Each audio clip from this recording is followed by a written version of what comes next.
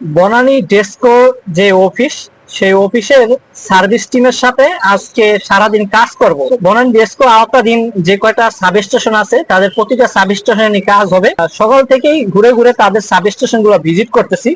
কোন সাব স্টেশনে কি সমস্যা আছে সেই সমস্যাগুলা আগে আইডেন্টিফাই করে তারপর ওই সাব স্টেশন গুলো লিস্ট করে পরবর্তী ধাপে কাজ করব তাদের যে সার্ভিস টিম আছে সেই সার্ভিস টিমের সাথে থেকে। বনানী যে ডেস্কো অফিস, এটার অবস্থান হচ্ছে বনানী পোস্ট অফিসের পাশেই এই ডেস্কো অফিসটার অবস্থান। তো অফিস থেকে তারা একটা গাড়ি দিয়ে দিয়েছে, তো এই গাড়িটা নিয়ে তাদের যে কয়টা সাব স্টেশনের সমস্যাগুলো আছে সেই সমস্যাগুলো আগে নির্ধারণ করব।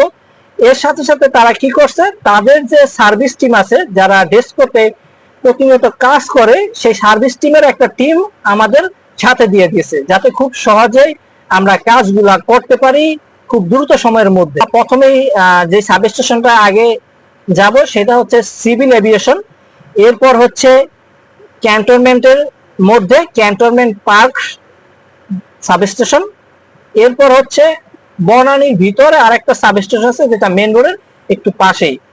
সর্বশেষ আমরা যে সাব স্টেশনটায় যাব সেটা হচ্ছে জোহারা। এই সাব স্টেশন গুলায় আমরা ভিজিট করব এবং দেখব কোন সাব স্টেশনে কি প্রবলেম। কাকলির থেকে একটু সামনে এই পোলে একটা লাইনের সমস্যা আছে, একটা বাসায় তাদের পাওয়ারের লাইনটা যাচ্ছে না, সেজন্য এই পোলের সাথে একটা মই লাগানো হয়েছে, যাতে এই মইটার উপরে উঠে যে লাইনটা কি জন্য তার বাসায় গ্রাহকের বাসায় যাচ্ছে না সেটা দেখা লাগবে।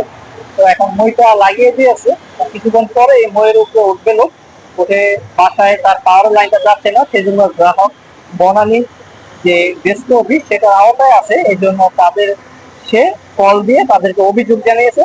সাথে সাথে সার্ভিস টিম চলে আসছে। এখানে লাইনে অনেক সময় প্রবলেম হয়, যেহেতু বৃষ্টির দিন, বৃষ্টিতে লাইনের সমস্যা একটু বেশি থাকে, এই জন্য সার্ভিস টিম উঠে গেল উপরে, পোলের উপরে উঠে গেছে অলরেডি।